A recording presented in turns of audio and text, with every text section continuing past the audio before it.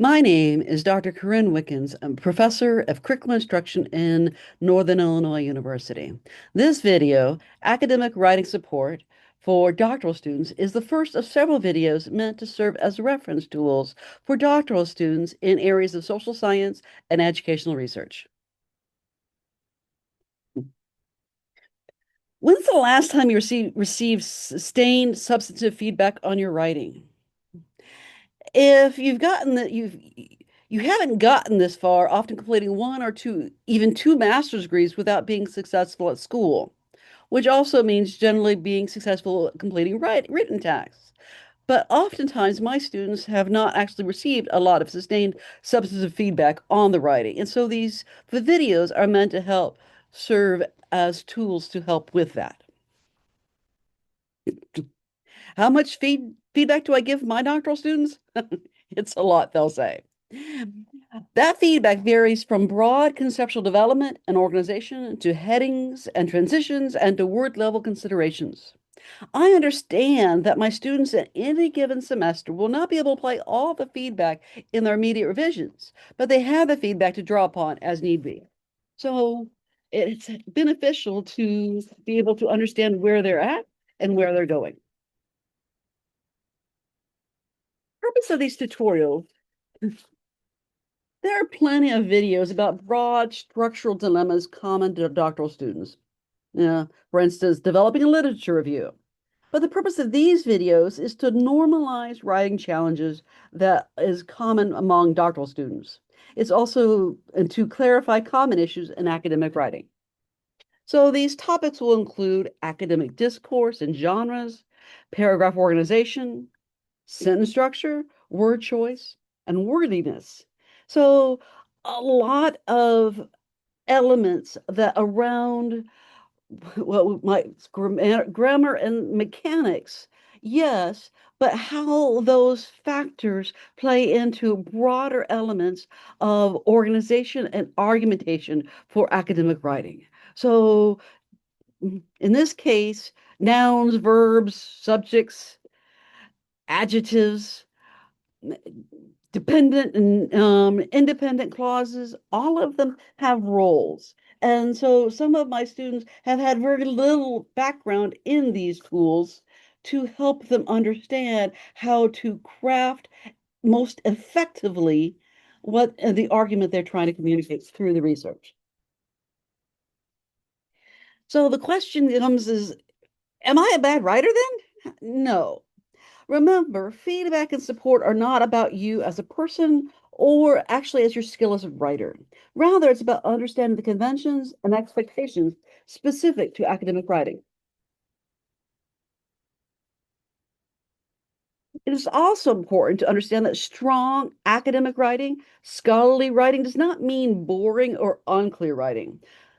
Some students think that if they use lots of vague concepts and or passive voice, they will sound smarter. This is what they're supposed to sound like. However, typically to me, it communicates that they actually do not yet have a solid understanding of the topic. Because if you understand it, then you can explain it. Precise, clear writing is always preferred, and that can involve abstractions or concrete examples, but usually a strong mixture of both. You know this stuff. Another important consideration to keep in mind is that some challenges with writing that you experience might derive not necessarily from the writing itself, but from cognitive and emotional overload. Cognitive overload refers to the amount of working memory required from a learner for performing a cognitive task. The part of cognitive load that is directly relevant to learning is called intrinsic or productive load. According to cognitive load theories, specifically per Plas and Kalyuga, 2019, this cognitive load needs to be managed to be within available capacity of working memory. So that the idea of working memory holds so many bits of information, but when there's an overload emotionally and cognitively, then it interferes with one's ability to process first off and then get held in long-term memory. Generally, psychologists talk about working memory in relation to bits of information that can hold at any given time. It's generally considered 7 plus or minus 3. Think about your phone number or social security number. That is also why passwords anymore that are recommended to be at least 8 to 10 digits long, because they're harder to remember, harder than to be stolen. Cognitive overload is a state of mental exhaustion that occurs when the demands placed on the working memory exceeds its capacity. Working memory is the part of the brain that holds a manipulates information temporarily while performing cognitive tasks. So, in academic reading and writing, it's trying to understand an idea and then be able to process that in connection to a number of other ideas. It's a lot. So, when the amount of information exceeds the capacity of working memory, it can result in decreased performance, difficulty concentrating, and other negative outcomes. Huh. Emotional overload. Emotional overload indicates an excessive strain on our emotional selves. Emotional overload typically indicates that an exhaustion or weariness, feeling tapped out. The stress associated with mental and emotional fatigue is one of the factors related to self-efficacy, a la Bandura, and beliefs about one's ability to accomplish a given task. Another factor derives from physiological responses to illness described as brain fog, in which individuals experience protracted periods of difficulty concentrating and thinking.